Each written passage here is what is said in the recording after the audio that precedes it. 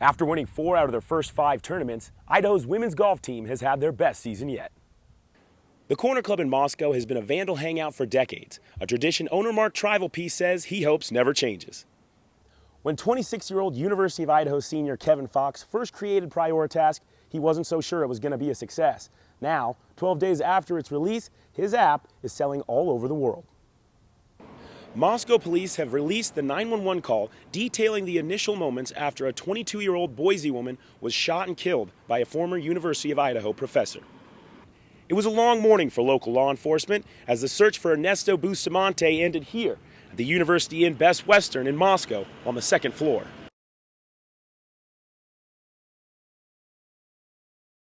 Friday evening, Friendship Square, downtown Moscow, turned into a war zone. Casey Lund has that story.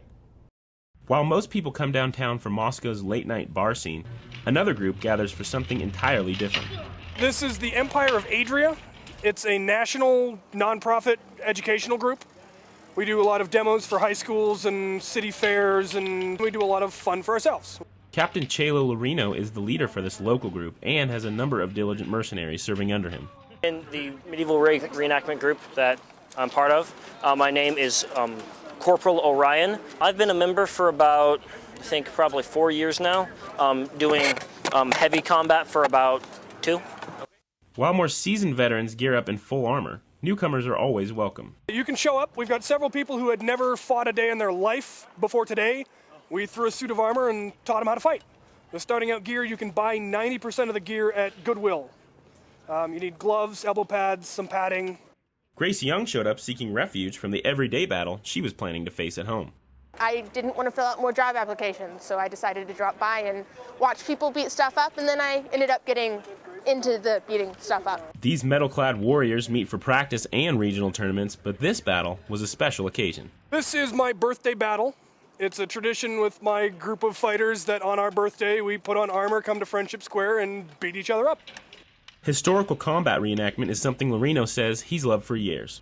It's an absolute blast. I love it. I've loved it since I was a little kid. I went to a Ren Fair and have wanted to do it ever since. When I came to Moscow, I found the group here and have been in it for the last 10 years. Most participants say they come for the fight, but stay for the friends. It's just the group of people.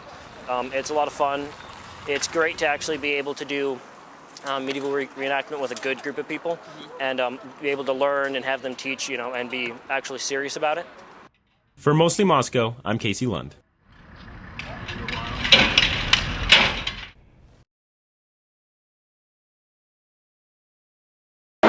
What does it take to be the Western Athletic Conference Volleyball Player of the Week? How about some hard work, determination, and some mad hops? Those are all things Idaho senior Kelsey Taylor has plenty of. After a split 2 matches last week against Boise State University, Taylor was honored with WAC Volleyball Player of the Week. And it feels good. There's a lot of really good players in our conference this year, so it's an honor. After already being named to the preseason All-WAC and All-Tournament team at the Gonzaga Volleyball Tournament, Taylor isn't done excelling yet. Coach Debbie Buchanan has high hopes for her lone senior this season. Serving from the end line, she's starting to dig more balls. She's blocking balls offensively, so someone that we're definitely relying on. This middle blocker is nearing her 300th career block assist. With that in mind, plus the thought of her final season, Taylor is continuing to push herself and her teammates to success. On all different skills every day. Blocking is a big part of the game. We were really good at it last year, and I think we want to live up to that this year. Although it would seem this 6'3" Vandal spends most of her time on the volleyball court, she makes sure to save some time for herself and those who matter to her. She's doing the community service, and she's doing her pen pal stuff, and she's done the abroad. She went to South Carolina and helped for Habitat for Humanity. For ESPNU Campus Connection, I'm Nicole Korn. Point, Idaho. While the Vandal football players break for halftime, the Idaho fans have something to stay in their seats for, a nationally acclaimed music program that's connected to its community. The University of Idaho School of Music is nationally known for its unique approach to music education. A large part of what has shaped the program can be found in its name, the Lionel Hampton School of Music. The wonderful thing about Hampton is that he always stood for excellence. Hampton first came to Moscow in 1984 for the Jazz Festival.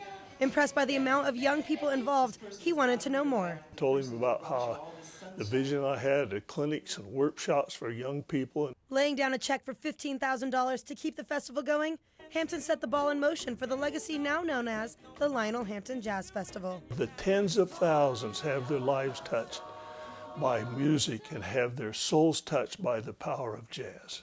Every February, music comes to life as world-famous talent perform, educate, and strive for excellence in this small community.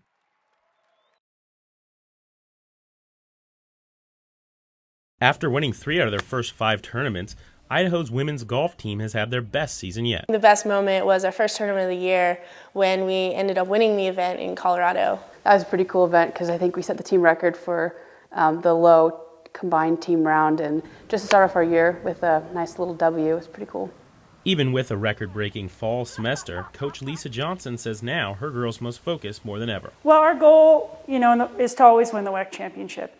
And so our goal at Idaho is to always have a team that's competitive. With one WAC championship already under her belt, senior Amanda Jacobs can't wait for one more. I definitely feel that we have the ability to win another WAC championship and hang a banner in the Kibbe Dome. Sophomore Kayla Mortellaro will be a big part of that success. She is currently ranked 11th in the nation, something Coach Johnson attributes to her character. She has a ton of talent, natural talent, and a very hard work ethic.